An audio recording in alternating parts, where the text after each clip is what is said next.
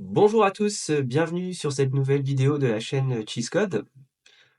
Aujourd'hui, donc, on continue la série Blazor. Si vous n'avez pas vu la première vidéo, je vous invite à la regarder puisqu'elle explique comment créer un projet Blazor WebAssembly from scratch. Sur la vidéo du jour, on va partir du code précédent pour créer un projet qui va permettre de générer un QR code directement en WebAssembly, donc depuis une page web. Pour générer ce QR code, on va avoir besoin d'utiliser une librairie de génération de QR code. On va pas coder le générateur de QR code, on va seulement l'utiliser. Et donc, on va l'intégrer dans notre projet Blazor.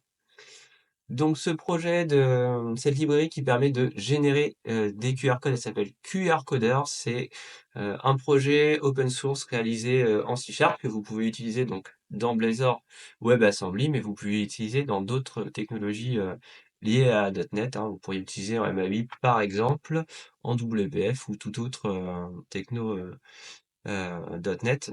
Puisque là, comme on le voit, ça supporte le framework .NET, le framework .NET Core, .NET Standard et .NET tout court.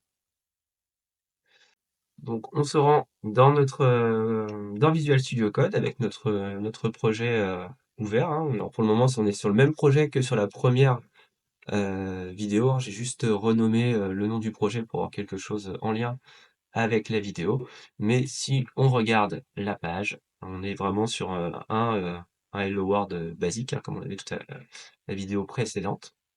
Et donc là, la première étape, ça va être d'installer notre package QR code. Donc pour ce faire, on va utiliser la commande .NET add donc sur notre projet, donc qui est QR. Alors le nom du projet, j'ai une QR code WASM. Et donc maintenant, c'est package et QR code. Voilà. Donc là, on ajoute le package via Nugget à notre projet. Et à partir de maintenant, le but du jeu, ça va plus être d'avoir une page qui affiche Hello World, mais une page qui permet de générer un QR code en fonction d'un texte. Et nous, on va faire en sorte que ce soit en fonction d'une adresse web. Donc la première étape pour faire ça, donc on va aller voir comment ça fonctionne un petit peu cette petite librairie. Là, on nous indique que pour l'utiliser, on va devoir se servir donc du QR code générateur qui va prendre donc en paramètre un texte avec ce qui semble être un niveau de génération de complexité de QR code, j'imagine. Ensuite, on dit qu'on va générer donc un PNG et ça va nous retourner un tableau de byte. Ok. Donc nous, ce qu'on fera, c'est que ce tableau de byte, on va le binder sur une image HTML, hein, pour l'afficher à l'utilisateur. Allez, c'est parti pour le code. Donc, on n'a plus besoin de tout ça. Et à partir de maintenant, donc on va reprendre le code source là qui nous a été donné. Ch'touk. Je copie-colle. Donc en Blazor, quand vous voulez mettre du code C# dans la page, une des façons de faire.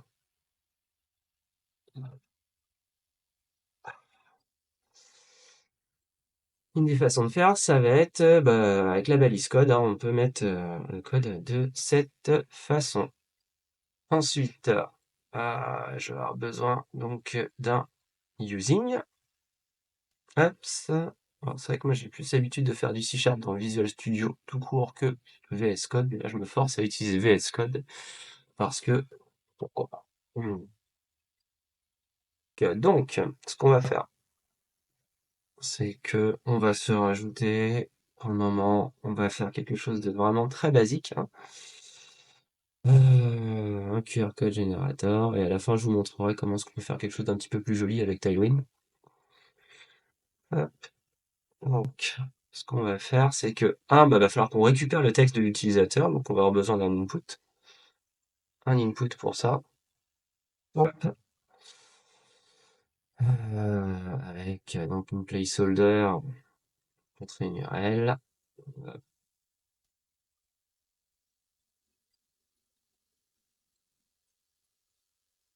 Ok. Ensuite, on va avoir besoin d'un bouton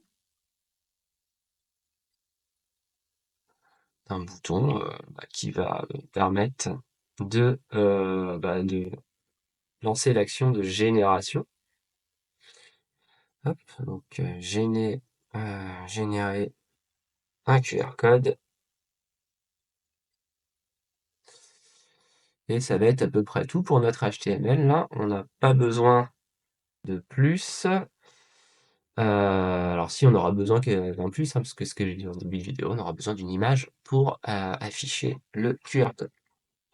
Donc là, on va avancer gentiment.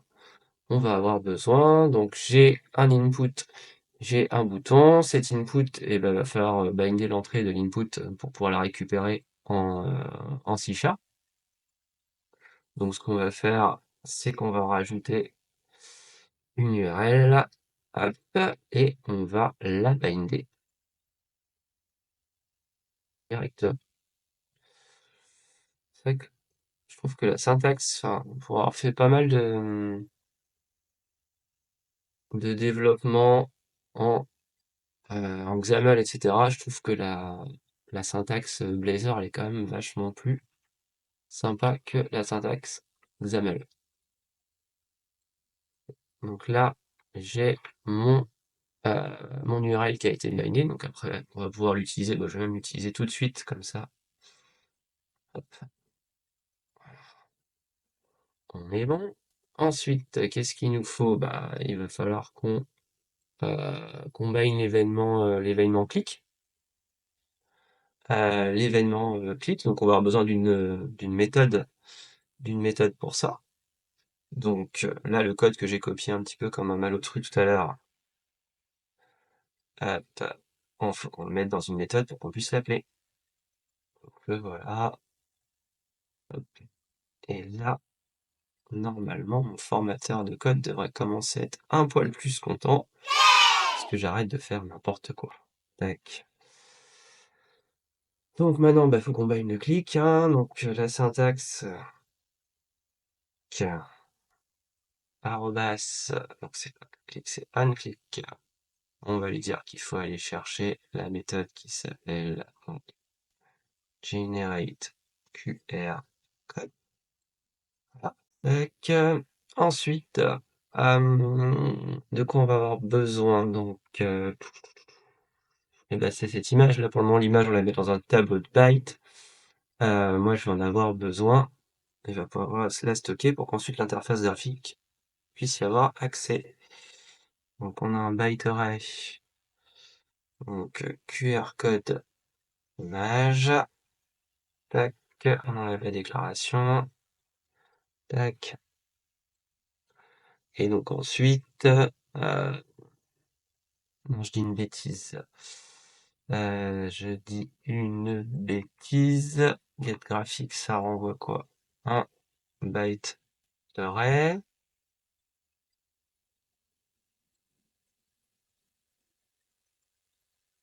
Ça renvoie un byte array, sauf que moi, au niveau de l'image, je vais pas pouvoir binder directement un byte array, sinon il va pas comprendre. Le format qu'on peut binder assez facilement, c'est plutôt du base64.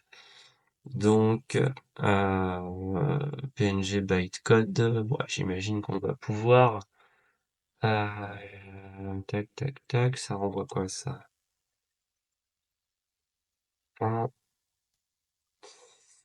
Un byte array, byte array. Oui, mais je suis dans la classe PNG byte QR code. Tac, tac, tac. Donc non, c'est pas ça que je veux. Moi, ce que je voudrais, ce serait de la base 64. Ça existe. Yes, ça existe. Alors, on va prendre base 64, ça va être vachement mieux. Tac, on a un générateur base 64. Donc là, évidemment, il pleure, puisque c'est plutôt une string dont on va avoir besoin. Hop, j'ai mon QR code. On va la mettre en label. Hop, ok. On est pas mal. Là, j'ai un warn. Oui, puisque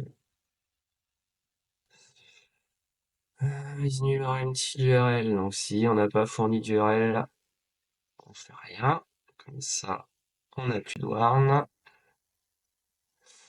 Et à partir de maintenant, donc il nous manque plus qu'une étape, c'est d'afficher l'image du QR code qui aura été généré ici, au niveau donc du HTML.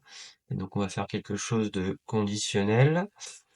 Donc on va dire que si la chaîne que j'ai, donc si le QR code image il n'est pas vide, on va insérer une div im avec notre image, img, comme source. Alors, mon anti-sèche, un peu pénible. Hop. Donc comme source, on a en data une image en base64, format PNG, et donc là, on va lui paqueter notre image. Hop, on met un petit alt quand même. Ça, QR code. Ça n'a pas vraiment d'intérêt fonctionnellement parlant ici. Et puis voilà. Je pense que là, on a notre générateur de QR code en WebAssembly qui est fonctionnel. Donc à partir de là, on va lancer notre application.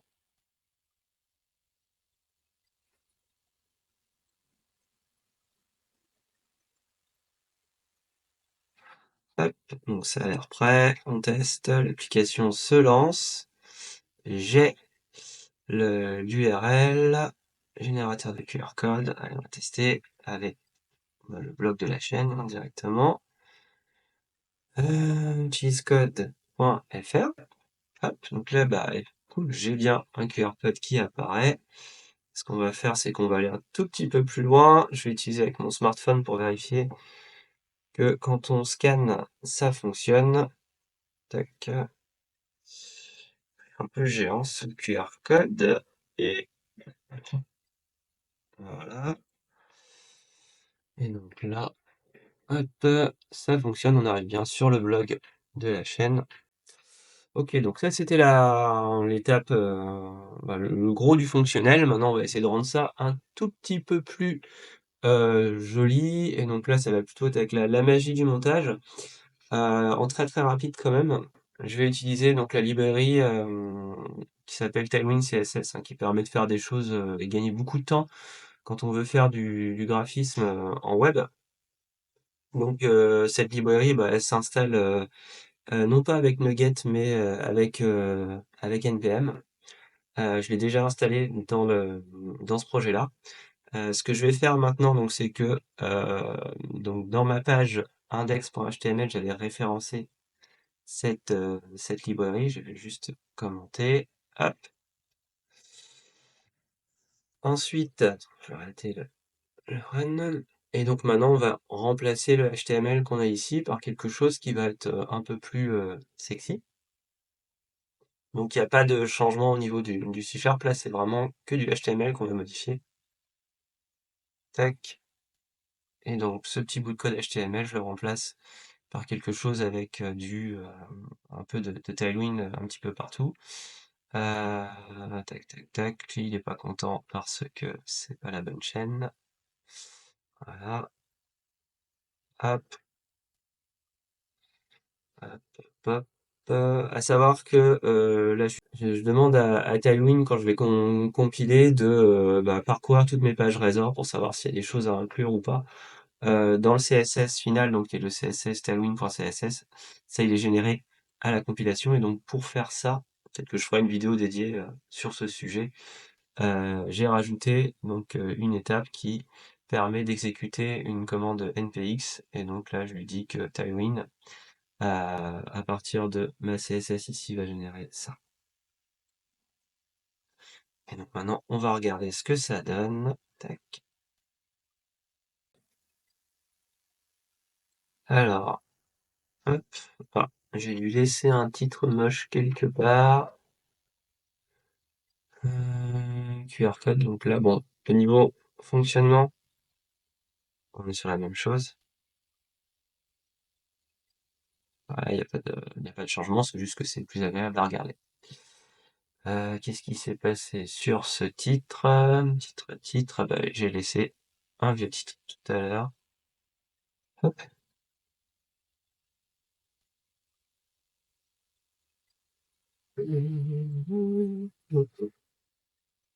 Hop.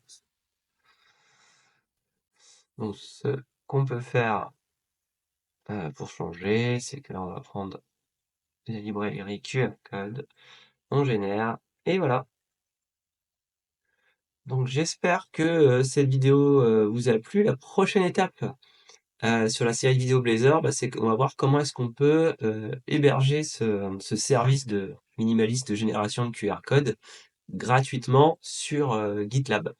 Donc là, voilà, on sera plus, on sera pas sur du code là, mais plus sur de l'intégration et un petit peu d'admin, puisque on ira jusqu'à faire pointer un nom de domaine custom, coup Benjamin pour l'idée, sur notre page GitLab. Allez, n'oubliez pas de vous abonner, vous liker, laissez-moi des commentaires. Même pour un coup, ça fait plaisir et ça aide au référencement et à faire connaître cette chaîne et ce travail. Merci à tous. Allez, ciao!